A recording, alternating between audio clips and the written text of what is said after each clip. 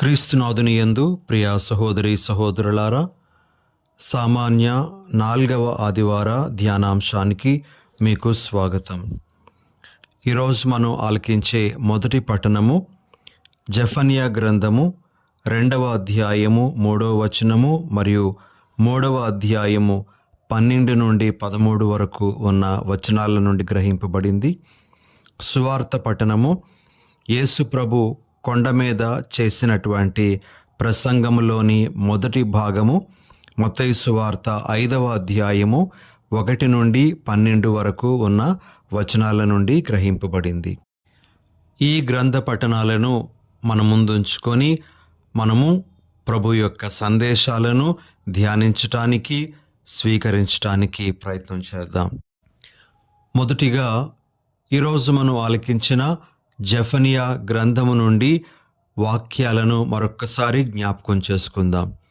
3వ అధ్యాయము 12వ వచనంలో ప్రభువు ఈ విధంగా పలుకుతూ ఉన్నారు: నేను మీ నడుమ వినయాత్ములు దీనులైన ప్రజలను మిగులనిత్తును, వారే నన్ను నమ్ముకొందురు.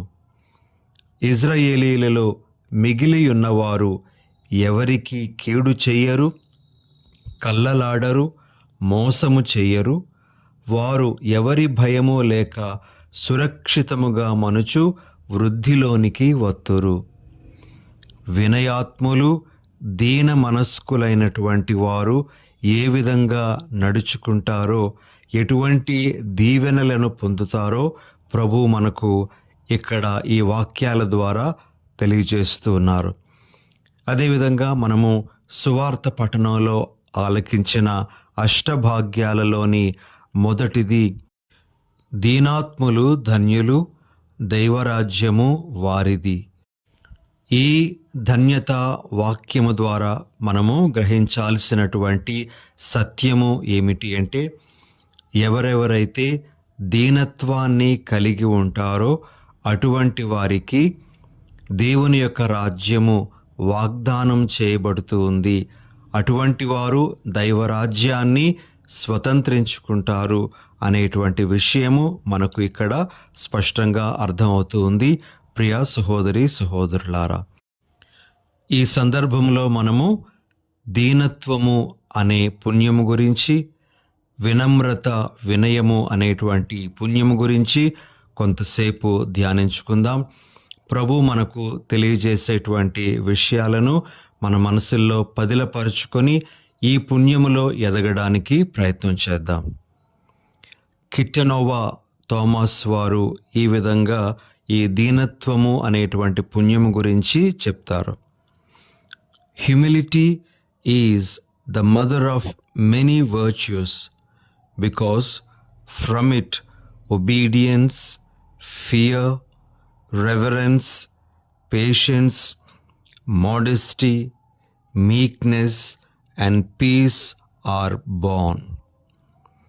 ఈ పునీత థోమస్ వారు ఏమంటారు అంటే, దీనత్వము అనేటువంటిది అనేకమైనటువంటి పుణ్యాలకు తల్లి లాంటిది. ఎందుకు అంటే, ఈ తల్లి నుండే అనేక పుణ్యాలు ఉద్భవిస్తూ ఉన్నాయి. విధేయత, భయము, గౌరవము, ఓర్పు, సౌశీల్యము, శాంతి మొదలైనటువంటి గుణాలు. ప్రియ సహోదరి సహోదరులారా, మనలో ఎన్ని సుగుణాలు ఉన్నప్పటికీ కూడా ఆ సుగుణాలన్నింటిలో కూడా దీనత్వము అనేటువంటిది కనబడకపోయినట్లయితే ఆ సుగుణాలకు పెద్దగా విలువ ఉండకపోవచ్చు. ఉదాహరణకి, మనము ఎవరికైనా దానము చేసేటువంటి సుగుణము కలిగి ఉన్నామనుకోండి. అయితే ఈ దానము మనం చేసేటప్పుడు గర్వముతో మనము దానం చేస్తూ ఉంటే, ఇదిగో వాడికి ఏమీ లేదు, వాడు ఎందుకు పనికిరానివాడు, నా దగ్గర ఉన్నాయి కాబట్టి నేను వాడికి ఇస్తున్నాను అనేటువంటి అహంభావంతో మనము దానం చేసినప్పుడు ఆ దానానికి ఏ విలువ ఉండదు. మనము ఎదుటి వ్యక్తి యొక్క ఆ దైన్య స్థితిని బట్టి చలించి మనము దానం చేసినప్పుడు ముందుకు వస్తే దాని వలన మనకు ప్రయోజనం ఉంటుంది. కానీ అహంభావంతో మనము దాన ధర్మాలు చేస్తే దాని వలన మనకు ఏ ప్రయోజనము చేకూరదు. ఇలా ప్రతి పుణ్యములో కూడా దీనత్వం యొక్క స్థానం అనేటువంటిది మనము గ్రహించగలగాలి. మరి ఈ విషయాన్ని ఈ పునీత కిటనోవా థోమస్ వారు మనకు తెలియజేస్తూ ఉన్నారు. ఈ రోజున ప్రియ సహోదరి సహోదరులారా, మనము ఈ దీనత్వము అనేటువంటి పుణ్యాన్ని వేరే కోణము నుండి చూడడానికి ప్రయత్నం చేద్దాం. దీనత్వానికి వ్యతిరేకమైనటువంటి పాపము గర్వము లేదా అహంభావము. ఒక వ్యక్తి గర్వముతో కానీ అహంభావముతో కానీ ఉన్నట్లయితే ఆ వ్యక్తి యొక్క ప్రవర్తన ఎలా ఉంటుందో మనము తెలుసుకోవడానికి ప్రయత్నం చేద్దాం. గర్వముతో ఉండేటువంటి వ్యక్తిలో మొదటిగా మనము గమనించేటువంటి విషయం ఏమిటి అంటే ఫాల్ట్ ఫైండింగ్ అని అంటారు. గర్విష్టి ఇతరులలో ఉండేటువంటి లోపాలను తప్పిదాలను వెదకడానికి ప్రయత్నం చేస్తాడు. ఇతరులలో ఉన్నటువంటి మంచి మీద అతడు దృష్టిని పెట్టడు. ఇతరులు చేసేటువంటి మంచి కార్యాలు, వాళ్ళలో ఉండేటువంటి సుగుణాల మీద ఏమాత్రము దృష్టి పెట్టకుండా వారి తప్పిదాలని చూడడానికి ప్రయత్నం చేస్తాడు. ఇది గర్విష్టిలో కనబడేటువంటి మొదటి లక్షణం. ఇక రెండవ లక్షణం ఏమిటి అంటే హార్ష్ స్పిరిట్ అని అంటారు. దీన్ని కఠినమైన వైఖరి అని కూడా మనము చెప్పొచ్చు ప్రియ సహోదరి సహోదరులారా. మరి ఇందాకలా మనం చూసినట్లుగా ఇతరుల తప్పిదాలను వెతకడమే పనిగా పెట్టుకున్నటువంటి ఈ గర్విష్టి ఈ లోపాల గురించి ఏమాత్రము దయ లేకుండా ఇతరులతో మాట్లాడడానికి ప్రయత్నం చేస్తాడు. అదేవిధంగా ఆ మాటల ద్వారా ఆ వ్యక్తులంటే తనకు ఎంత అసహ్యమో కూడా నిరూపించుకోవడానికి అతడు ప్రయత్నం చేస్తూ ఉంటాడు. కాబట్టి హార్ష్ స్పిరిట్ లేదా కఠినమైనటువంటి వైఖరి తన మాటల ద్వారా కూడా ఇతరులను మరి ఆ విధంగా తోలనాడడం అనేటువంటిది మనము ఒక గర్విష్టిలో చూడగలిగేటువంటి రెండో విషయం. ఇక మూడో విషయం ఏమిటి అంటే దానిని సూపర్ఫిషియాలిటీ అని అంటారు. అంటే ప్రియ సహోదరి సహోదరులారా, ఒక గర్విష్టి ఎప్పుడూ కూడా ఇతరులు తన గురించి ఏమనుకుంటున్నారో అనేటువంటి ఆందోళనలో ఉంటాడు. వాళ్ళు ఎప్పుడు నా గురించి మంచిగా గొప్పగా చెప్పాలి అని అనుకుంటూ వాళ్లను మరి ప్రభావితం చేయడానికి అతడు ప్రయత్నం చేస్తూ ఉంటాడు. దీనినే మనము సూపర్ఫిషియాలిటీ అని పిలుస్తూ ఉంటాము. లేదా ఇతరులు తన్ను గురించి గొప్పగా అనుకోవాలి అనేటువంటి తాపత్రయాన్ని కలిగి ఉంటాడు. ఇది ఒక విషయం మనము ఒక గర్విష్టిలో చూసేటువంటిది.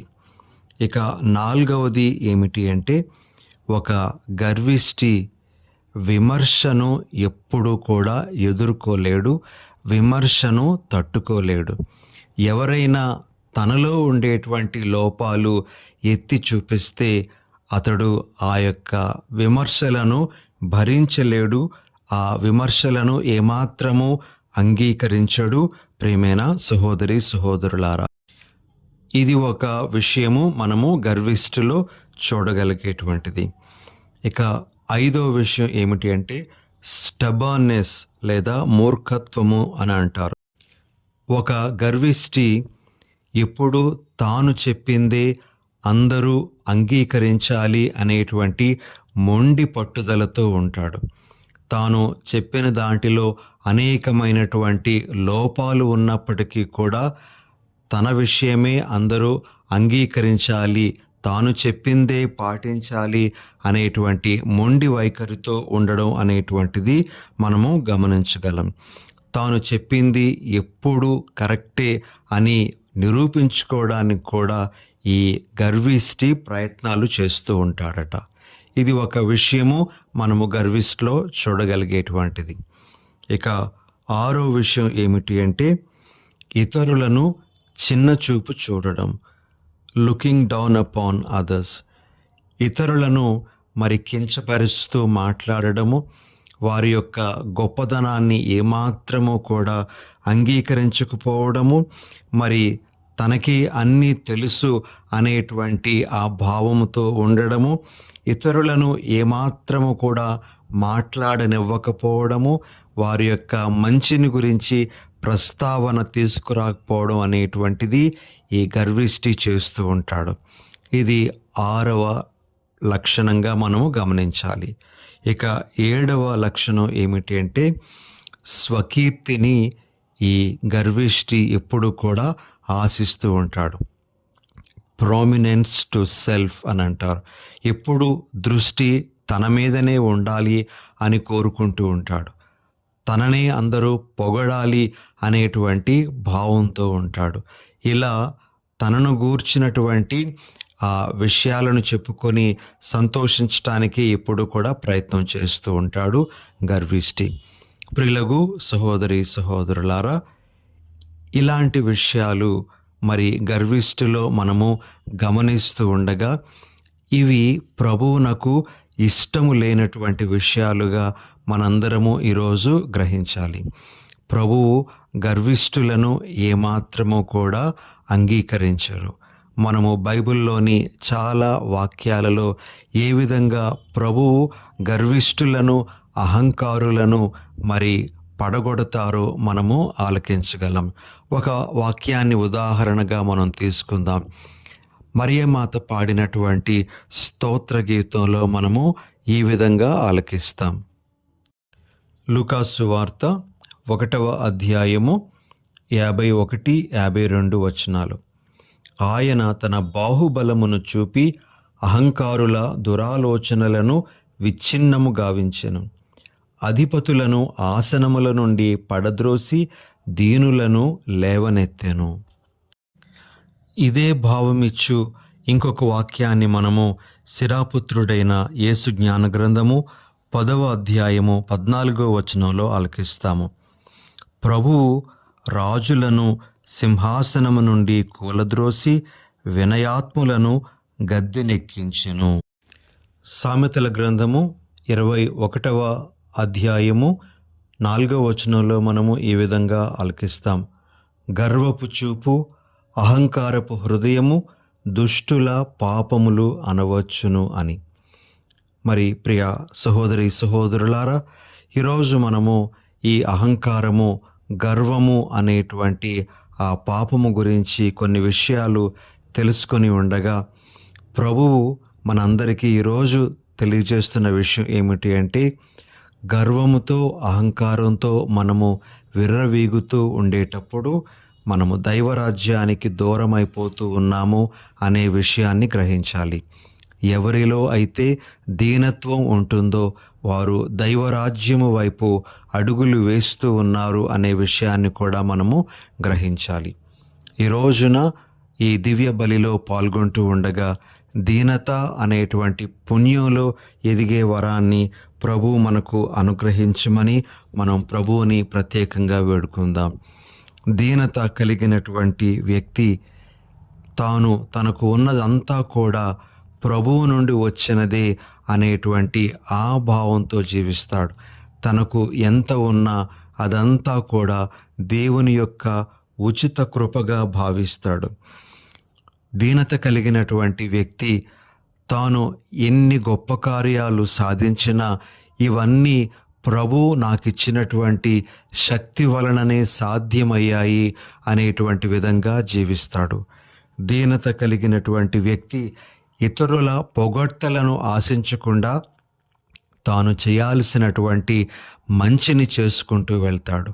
దీనత కలిగినటువంటి వ్యక్తి తనను ఎవరైనా సరిదిద్దినప్పుడు ఆ లోపము తనలో ఉంది అని అతడు భావిస్తే దానిని సరిదిద్దుకోవడానికి ప్రయత్నం చేస్తాడు.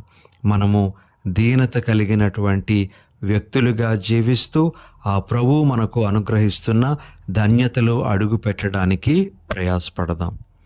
ప్రార్థన చేసుకుందాం. పరిశుద్ధుడైన ఓ మా ప్రభువా, ఈరోజు మీరు మాకు అష్టభాగ్యాలలో ఒకటైన దీనత్వము గురించి మరలా బోధిస్తూ ఉండగా, ప్రభువా, ఈ దీనత్వానికి వ్యతిరేకమైనటువంటి ఆ అహంకారంలో, గర్వంలో మేము పడిపోకుండా మమ్మల్ని కాచి కాపాడండి. మేము ఎల్లప్పుడూ వినయాత్ములమై, దీన మనస్కులమై, మిమ్ములను సంతోషపరిచే జీవితాన్ని జీవించే భాగ్యాన్ని అనుగ్రహించమని మా ప్రభువైన యేసు నామమున అడిగి వేడుచున్నాము తండ్రి. ఆమెన్.